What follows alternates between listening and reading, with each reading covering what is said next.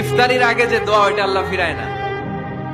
ইফতারি করার আগ মুহূর্তে আমরা যে পেঁয়াজু, আলুর চপ, বেগুনি, হ্যাঁ এগুলো খান আপনারা?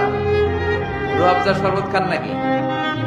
এই যে সাজায় রাখা হয় ডিজাইন করে, এইগুলো রেখে যখন দোয়া করেন, এই দোয়াটা আল্লাহ শুনে খুব। আল্লাহ বলে, কিরে ফেরেশতারা ঘটনা কি, এত খাবার কেন? আল্লাহ রোজা রাখছে। কি চায়? আল্লাহ ক্ষমা চায়। তো খায় না যে তৃষ্ণার, তো আল্লাহ আপনার ভয়। আমারা দেখছে না, আল্লাহ আপনারা দেখে নাই। জান্নাত দেখে নাই, আমার জাহান্নাম দেখেছে আল্লাহ কিন্তু জানে। তারপরে ফেরেশতাদের মুখ থেকে বের করা হবে। সুবহানাল্লাহ পড়েন। আমার জাহান্নাম দেখেছি কিনা বলো? ফেরেশতারা বলে না, জাহান্নাম দেখে নাই।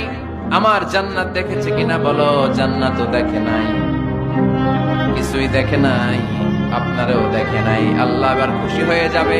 আমার খুশির জন্য, আমার ভয়ে তৃষ্ণার্ত ক্ষুধার্ত সামনে খাবার হাত